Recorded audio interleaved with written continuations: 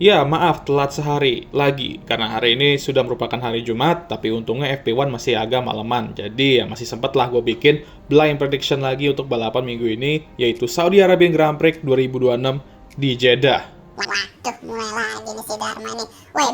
Oke lah, jadi tanpa basa-basi langsung aja kita ngopi dan bahas prediksi gue untuk Saudi Arabian Grand Prix 2026 minggu ini. Aduh, here we go again.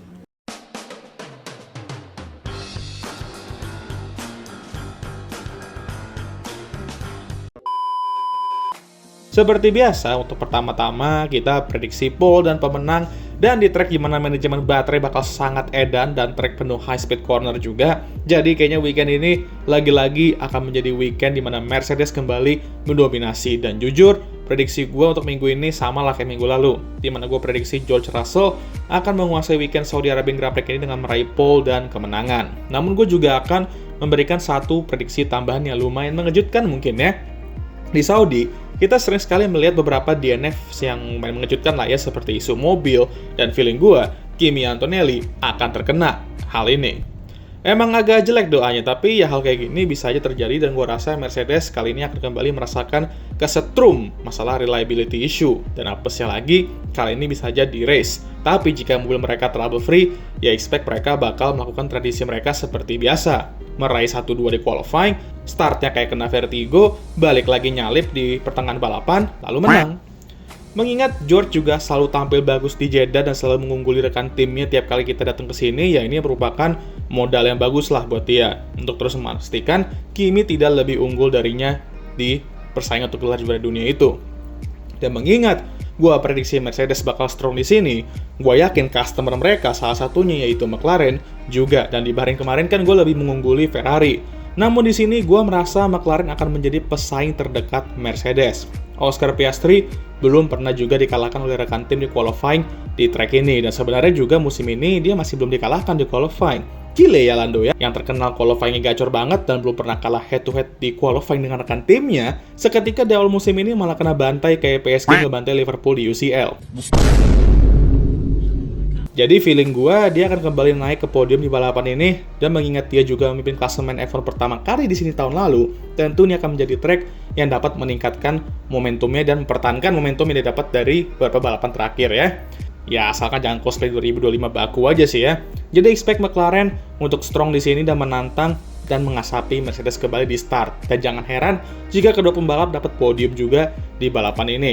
Untuk prediksi ketiga, gue akan prediksi tim yang gue rasa bentar lagi bubar, dan itu juga termasuk kedua banteng di logonya, yaitu Red Bull. Aduh, jadi gimana ya?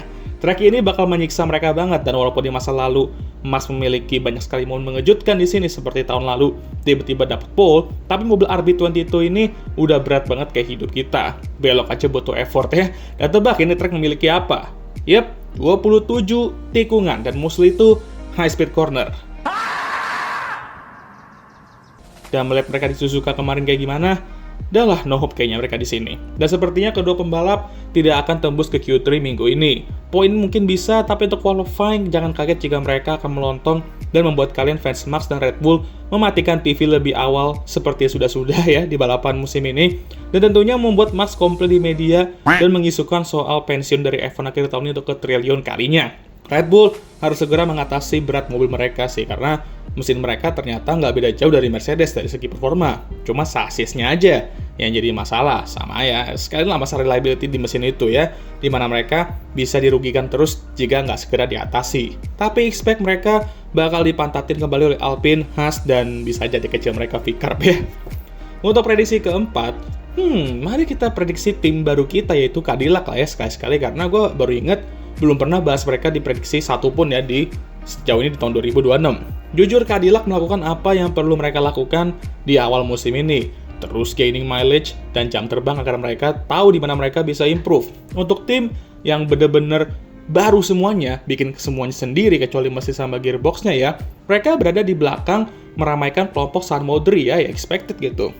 Di Saudi, gue akan prediksi bahwa tim ini mungkin bakal naik satu level dan memantatin gak hanya Aston Martin, tapi Williams juga. Tapi ngomong-ngomong lucu nih kalau ngomongin San Modri ya, karena kita musim ini memiliki trio Caterham, HRT, dan manusia kita yang baru, yaitu Williams, Cadillac, dan Aston Martin. Tapi ya Cadillac juga akan menunggu A2 dari Ferrari. Dan beberapa update juga untuk Miami katanya juga sudah dipersiapkan. Jadi Cadillac bisa aja nggak bakal di Circle Sun Motor itu kelamaan juga. Tapi yang paling penting, mereka tuh reliable dulu aja. Jangan sampai bikin kapal pecah terus di track. Karena dari kemarin tuh, mereka tuh gitu terus cuy. Part-part mobilnya gampang banget copot dari mobilnya kayak Lego cuy. Tapi ya emang nanti ada Legonya juga sih mereka pasti ya. Nah, untuk prediksi kelima, seperti biasa, di luar pembalap dan tim. Dan mengingat ini salah satu track dengan chance safety car tertinggi dan bisa aja terjadi red flag, gue merasakan bahwa salah satu dari hal tersebut bakal kejadian di race ini. Oke, sebelumnya gue tidak mendoakan apapun yang buruk terjadi ke pembalap karena kita semua lihat betapa mengerikan yang crash Oli di Suzuka kemarin sampai pincang juga dia keluar dari mobil. Tapi track ini dengan super clipping itu yang jujur aja gue ngeri cuy, sumpah. Tapi hey, tetap aja ini merupakan salah satu prediksi yang gue harap tuh bisa salah lah. Semoga salah gitu ya. Karena F1 tuh bisa seru tanpa berharap ada red flag atau safety car pun. Selagi kita diberikan duel yang menarik, ya balapan pun bisa seru banget. Malah gue sampai sekarang adalah orang yang selalu merasa bahwa F1 tuh lebih seru kalau dia banyak duel dibandingkan banyak atraksi kayak crash dan sebagainya, safety car, red flag, ya itulah. Setuju nggak kalian? Lah, kok diem? Lu ini bang. Lu habis benturin kepala lu tuh gimana sih bang?